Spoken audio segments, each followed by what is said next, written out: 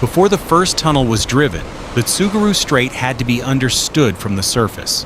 Survey crews worked in cold seas where wind and swell could end a measurement window within minutes.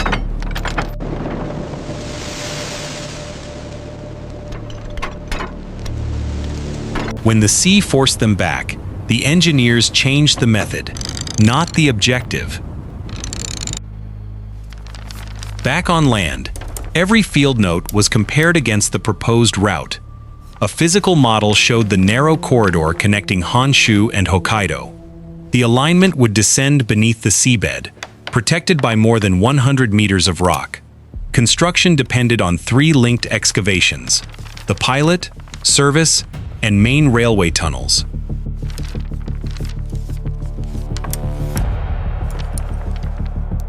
Only after the route was locked could the full survey program begin. Surveyors fixed the future portal position with optical instruments and permanent ground markers. Triangulation from separate stations carried the alignment across difficult coastal terrain. Boreholes tested the rock before underground excavation could begin.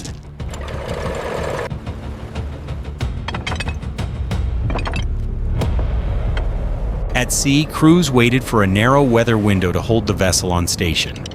The corer was lowered carefully, because one uncontrolled swing could ruin the sample. Seabed cores returned with direct evidence of the rock beneath the strait. Land and marine samples were combined into one geological model of the route. A temporary access road brought workers, supplies, and equipment toward the future portal. Convoys moved construction materials into the newly established work zone.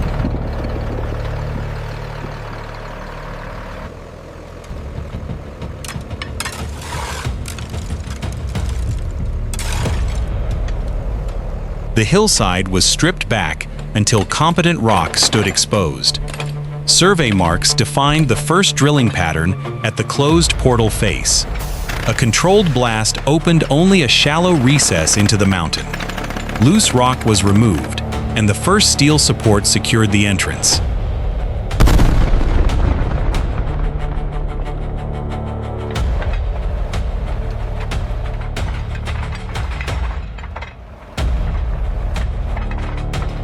Three pneumatic drills began the first pilot tunnel excavation round. Every hole had to match the planned depth and angle before explosives could be loaded.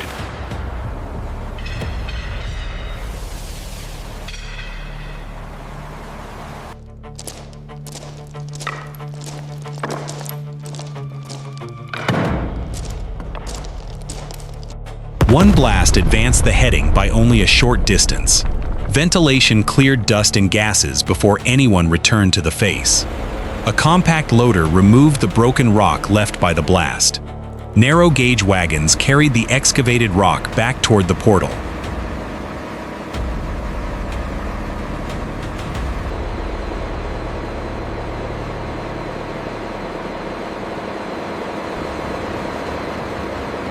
Steel ribs and timber lagging stabilized weak sections immediately. Ventilation, drainage, compressed air, and power followed the advancing face.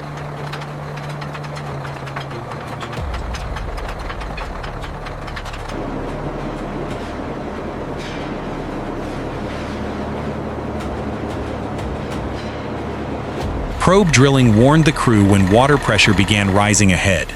The drill stopped before the pressurized fracture could open further.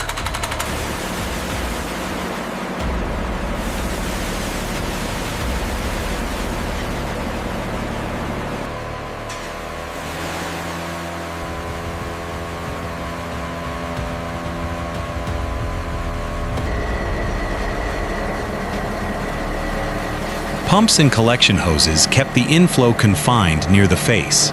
Fan-shaped holes were drilled around the tunnel to prepare a grout curtain. Cement grout was mixed underground and connected to each injection line. Pressure increased one hole at a time, sealing fractures without damaging the surrounding rock.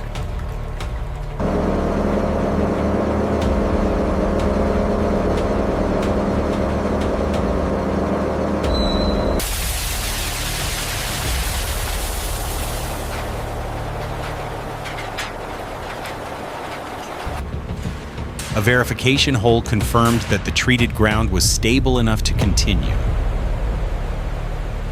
The service tunnel alignment was set out beside the earlier pilot excavation. Its larger face required a wider and more carefully balanced drilling pattern.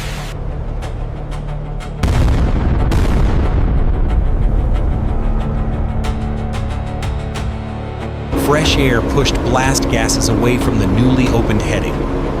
Mucking crews cleared the broken rock while the new face remained closed. Steel support and temporary drainage followed immediately behind the excavation.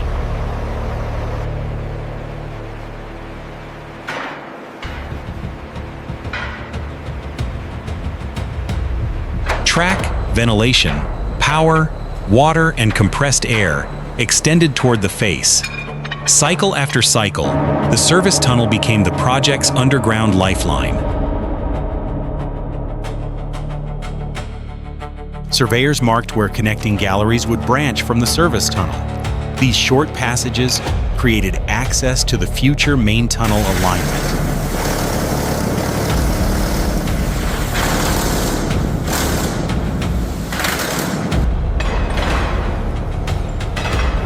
Every gallery had to meet the main tunnel center line at the correct elevation. The rock was widened into a starter chamber for the much larger railway tunnel. At the closed face, crews prepared the first main tunnel drilling pattern.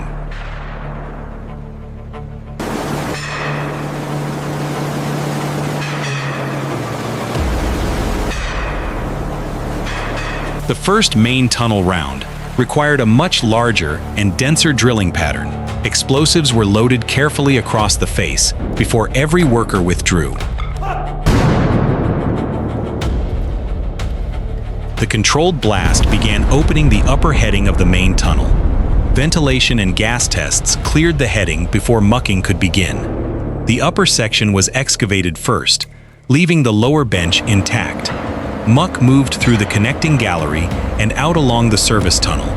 Temporary ribs stabilized the crown before excavation continued below.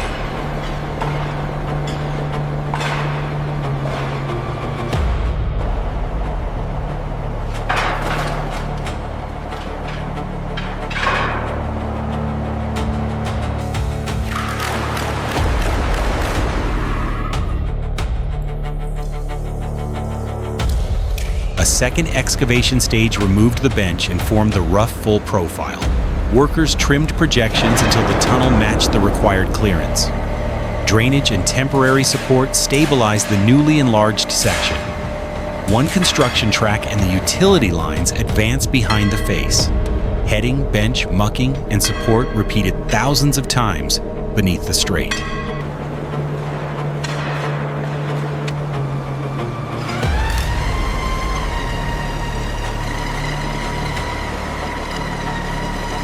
As the headings approached, optical surveys checked the final line and elevation.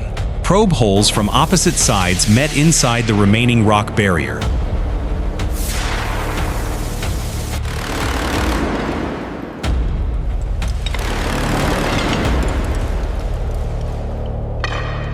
The first opening was enlarged only enough for a crouching worker to pass. Crews removed the remaining crown, sidewall, and floor rock in controlled stages.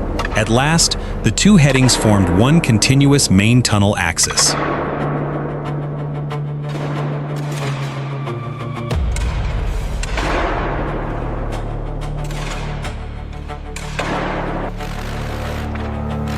The uneven breakthrough junction was trimmed before permanent construction could begin.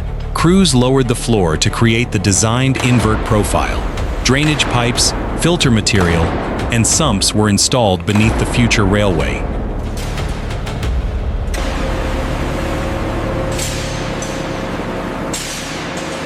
The rock surface was cleaned, patched, and prepared for waterproofing. Membrane and back drainage were installed in controlled sections. Reinforcement followed the horseshoe profile without puncturing the waterproof layer. A movable steel form carried concrete around the walls and crown. Section by section, the permanent lining advanced through the tunnel.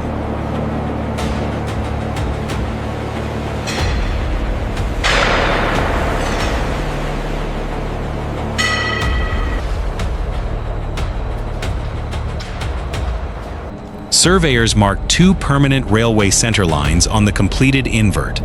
Separate reinforced foundations were cast for the 2 tracks.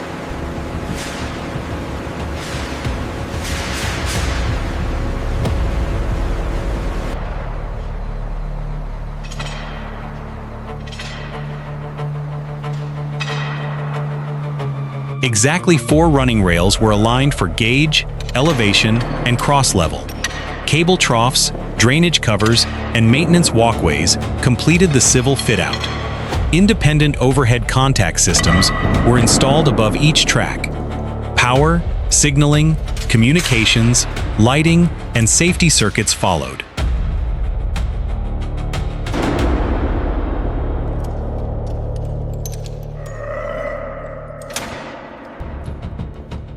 Static tests checked track geometry, contact wire height, electrical continuity, and drainage.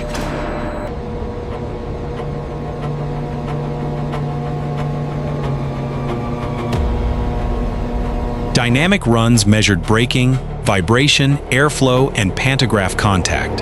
Emergency drills tested power isolation, communications, and controlled evacuation procedures. Only after every remaining defect was closed could technical handover be signed. After decades of work underground, the completed tunnel stood ready for service. On March 13, 1988, regular rail operation began between Honshu and Hokkaido.